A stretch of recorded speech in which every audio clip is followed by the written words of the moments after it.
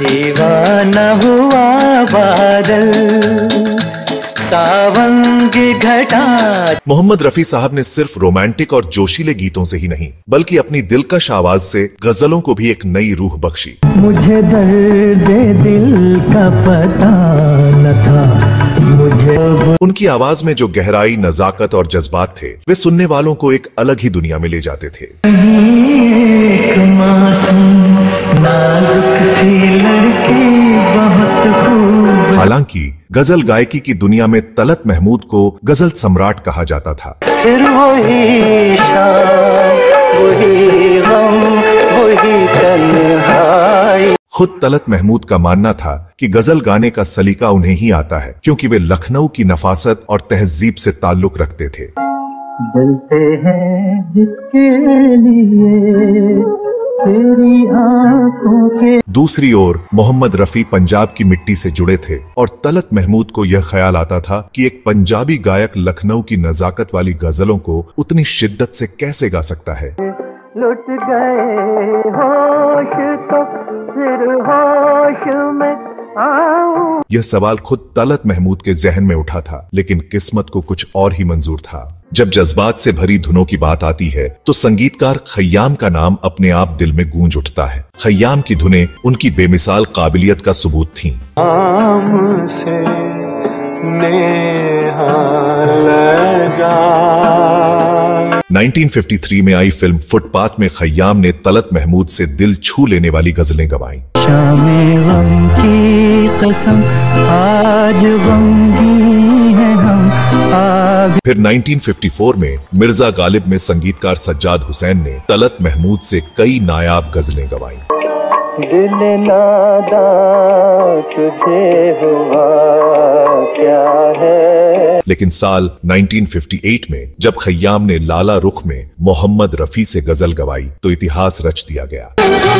कली कली के लब पर तेरे हुस्न का। इस फिल्म के हीरो खुद तलत महमूद थे, मगर जब पर्दे पर रफी साहब की आवाज गूंजी तो मानो सब कुछ ठहर गया। झुकी झुकी निगाहें गिर जैसे। उनकी आवाज ने समा ऐसा बांधा कि हर कोई मंत्रमुग्ध हो गया। कली कली के लब पर तेरे हुस्न। 1961 में फिल्म शोला और शबनम में खय्याम ने मोहम्मद रफी से गवाया, जाने क्या ढूंढती रहती है ये आंखें मुझ में। जाने क्या ढूंढती रहती है ये आंखें मुझ में। 1969 में खय्याम ने पोर्ट्रेट ऑफ अ जीनियस नामक एल्बम के लिए मोहम्मद रफी को चुना। तलत महमूद को यह बात हजम नहीं हो रही थी कि एक पंजाबी गायक मिर्जा गालिब की गजलों को कैसे गा सकता है, लेकिन खय्याम ने रफी साहब की रूहानी आवाज पर भरोसा किया और उनसे 7 गजलें गवाईं। तेरे भरोसे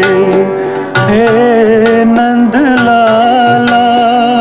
रफी साहब मानते थे कि खय्याम ही वह संगीतकार हैं जो उन्हें संगीत के इतिहास में अमर बना सकते हैं। गजब किया तेरे वादे पे।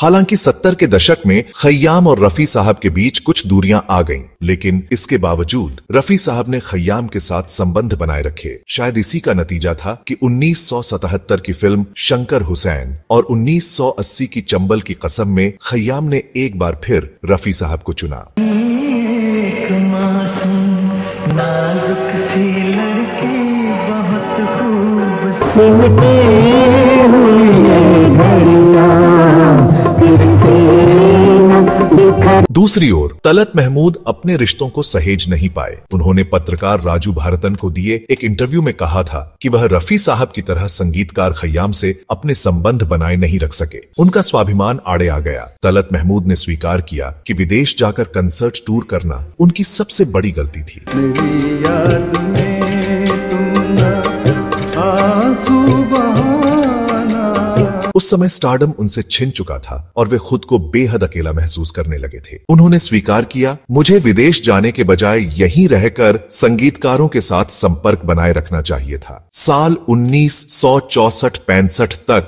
लता मंगेशकर भी उनके साथ गाने से कतराने लगी थीं, क्योंकि उन्हें लगता था कि तलत महमूद अपनी आवाज में कंपन लाने के लिए गले पर ज्यादा जोर डाल रहे थे। मेरी याद में तुम आंसू बहाना। यह कहानी है मोहम्मद रफी साहब, तलत महमूद और खय्याम की, तीन महान फनकार जिनके बीच संगीत, अहंकार और भावनाओं का एक जटिल रिश्ता था। यह कहानी हमें सिखाती है कि संगीत सिर्फ रागों का नाम नहीं, बल्कि रिश्तों और आपसी समझ का भी एक खूबसूरत संगम है।